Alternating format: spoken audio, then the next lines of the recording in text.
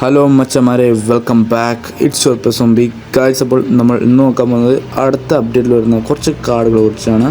അപ്പോൾ നമ്മൾ വീട്ടിലേക്ക് കിടക്കാം ഗൈസ്. അപ്പോൾ ഇത് ബെസ്റ്റ് സ്ട്രൈക്കർ ഫിനിഷർ റൊണാൾഡോ നസാരിയുടെ കാർഡാണ്.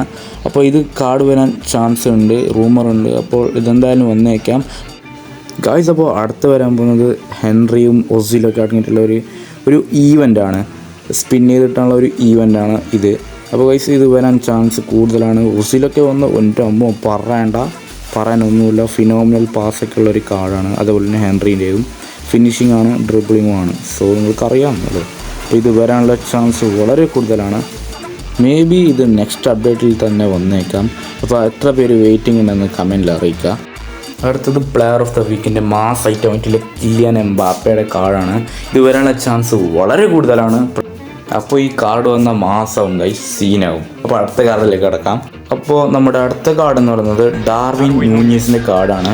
അപ്പോൾ ഈ കാർഡ് വരാനുള്ള ചാൻസ് വളരെ കൂടുതലാണ് ഗൈസ്. ഈ കാർഡ് വന്ന 95 കൊടുത്തിട്ടുണ്ട്, ഏകദേശം 99, 100 ഒക്കെ റേറ്റിംഗ് വരാൻ ചാൻസ് ഉള്ളൊരു കാർഡാണിത്. എന്തായാലും ഇത് വരും. വന്ന എത്ര പേര് തന്നെ ഇതിന് വാങ്ങിക്കുമെന്ന് കമൻറ്റിൽ അറിയിക്കുക. വാങ്ങിക്കല്ലോ, സ്പിൻ ചെയ്ത് കിട്ടല്ലേ. Anyway your luck guys. അപ്പോൾ അടുത്ത കാർഡ് എന്ന് വെച്ചാൽ കീച്ചാസ് ക്വാരസ്കീലിയ, ഇവൻ്റെ കാർഡാണ്. ഇത് മിക്കവാറും നോമിനേഷൻ കോൺട്രാക്റ്റിൽ വന്നേക്കാം, ഉറപ്പായി വരുന്നതായിരിക്കും. അപ്പോൾ ഗൈസ് വന്നാൽ ആർക്ക് തന്നെ വാങ്ങിക്കുമെന്ന് കമൻറ്റിൽ അറിയിക്കുക. വന്നത് പൊളിക്കും ഗൈസ്, വിങ്ങറാണ്. അപ്പോൾ ഇന്നത്തേക്ക് ഇത്രയേ ഉള്ളൂ. വീഡിയോ ഇഷ്ടപ്പെട്ടാൽ സബ്സ്ക്രൈബ് ചെയ്യുക, സപ്പോർട്ട് ചെയ്യുക, ലൈക്ക് ചെയ്യുക ആൻഡ് ഷെയർ ചെയ്യുക.